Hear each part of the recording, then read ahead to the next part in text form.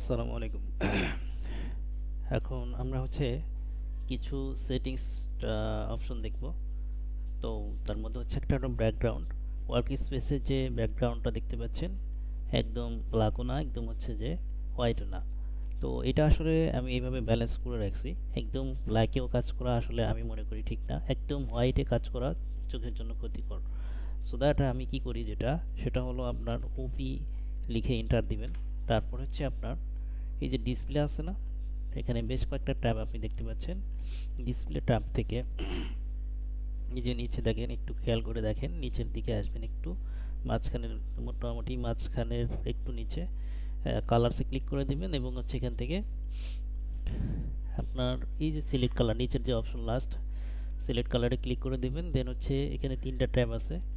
তো তিন ট্যাব থেকে আপনি ইন্ডেক্স কালার থেকে সিলেক্ট করতে পারেন, ট্রু কালার থেকে, কালার বক্স থেকেও সিলেক্ট করতে পারেন। তো আমি ট্রু কালার থেকে আমি এই অপশনটাকে লাইক করে দিলাম। আর যদি একটু হোয়াইট বেশি চান তাহলে এই যে দেখেন আপনি একদম এটা হোয়াইট। আমি উপরে যদি ক্লিক করি, এই যে দেখেন এখানে প্রিভিউটা দেখাচ্ছে। আবার একদম ব্ল্যাক যদি চান তাহলে আমি ধরেন এই ব্ল্যাকটা দিয়ে ওকে করে দিলাম, অ্যাপ্লাই ক্লোজ দিলে একদম ব্ল্যাক হয়ে যাচ্ছে। অনেকে আবার ব্ল্যাকই অভ্যস্ত করে নিয়েছেন, সেটা ভিন্ন বিষয়। যদি অভ্যাস না করে থাকেন তাহলে ব্ল্যাক হোয়াইটের মাঝখানে অভ্যাস করবেন, এটাই বেটার। তো এখানে আপনার আমি আবারও সিলেক্ট কালার করে দিলাম, আমি ব্ল্যাক হোয়াইটের মাঝখানে রাখলাম।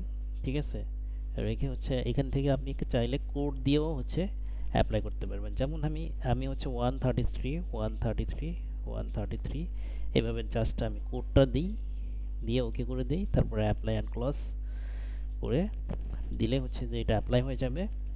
দেন আরেকটা অপশন সেটিংস আপনার হলো যদি আপনার অটোকাডের ফাইলটা অটোকাড 2007-এর আদলে সেভ করতে চান, 7-এর ফরম্যাটে, তাহলে এই যে ওপেন অ্যান্ড সেভ ট্যাবে আসবেন। ঠিক আছে, এবং এখান থেকে আপনার অটোকাড 2007টা সিলেক্ট করে দিতে হবে। 2007টা, হ্যাঁ, এখানে আপনার অটোকাড 2007 কিন্তু দুইটা আছে এখানে, একটা হলো ডিএক্সএফ আর একটা হলো ডিডব্লিউজি। আমি ডিডব্লিউজি ব্র্যাকেটের মধ্যে ডিডব্লিউজি আছে না, এটাকে আমি সিলেক্ট করে দিলাম। সিলেক্ট করার পরে আরেকটা অপশন আছে এখানে, অটোমেটিক সেভ কিভাবে হয়। অটোমেটিক সেভ করা যায় কারণ অনেক সময় বিদ্যুৎ চলে গেলে হঠাৎ করে হয়তো আপনার ফাইলটা হারায় ফেলবেন। সো দ্যাট আপনি যদি অটোমেটিক করে রাখেন তাহলে এটা আপনার নির্দিষ্ট টাইম পর পর সেভ হতে থাকবে, আপনার একদম সম্পূর্ণ ফাইল হারাবেন না আর কি। বিদ্যুৎ যাওয়ার পরেও আপনার ড্রয়িংটা রিকভারি করার কিছু অপশন থাকে, আপনার রিকভারি অটোকাডের এই একটা অপশন আছে। তবে নিশ্চিত হিসাবে আপনি এই অটোমেটিক সেভটা দিয়ে রাখতে পারেন, আপনার ফাইল অটোমেটিক সেভ হতে থাকবে। যদি এখানে এমনিতে 10 মিনিটস দেওয়া থাকে, এটা যদি অন থাকে তাহলেই শুধু অটোমেটিক সেভটা হবে, আর যদি অফ থাকে তাহলে এটা হবে না। তো এটা অন করে রাখলাম এবং যেখানে আপনার আপনি চাইলে এখানে 5 মিনিটস, 6 মিনিট বা 2 মিনিটসও দিয়ে রাখতে পারেন। ঠিক আছে, তো যেটা আছে সেটাই আমি রাখলাম। এরপরে আপনার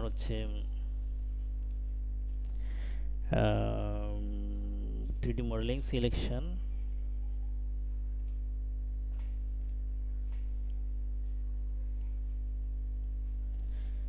সিলেকশন থেকে পিক বক্স সাইজ, আপনি পিক বক্স সাইজটা একটা মোটামুটি মানে করে নেবেন, না হলে পিক বক্স সাইজটা একদম খুবই ছোট থাকে ডিফল্টভাবে অটোকাড ইনস্টল দেওয়ার পরে, এটা একবার করে নিলেই হবে। একদম ছোট থাকে, সো দ্যাট আপনার যদি এই যে এরকমভাবে বেশি ছোট দেখায়, এরকম বেশি ছোট দেখায়, তখন কিন্তু আপনার কাজ করতে অসুবিধা হবে। সো দ্যাট এটা একটু বড় করে নেবেন আর কি, কাস্টমাইজ করে নেবেন। আমি এই সাইজে রাখি আর কি, আপনারা চাইলে এই সাইজটা রাখতে পারেন। তারপরে যে এগুলো সব সেটিংস দেওয়ার পরে আপনার অ্যাপ্লাই করলে সবগুলো অ্যাপ্লাই হয়ে যাবে, তারপরে ওকে। ঠিক আছে, এরপর আরেকটা cross hair size. Cross hair সাইজটা দেখেন, যেটা মাউস পয়েন্টার অটোকাডে আসলে সেটা কি হয়, ক্রস হেয়ার হয়। তো এই ক্রস হেয়ারটা আপনার 5 ইঞ্চি পরিমাণ আছে। তো আমি চাইলে এখান থেকে আমি চেঞ্জ করতে পারবো, ওপি লিখে ইন্টার দিবেন। তারপর আপনার এই সিলেকশানে থেকে, সিলেকশান না, এটা ডিসপ্লের মধ্যেই আছে।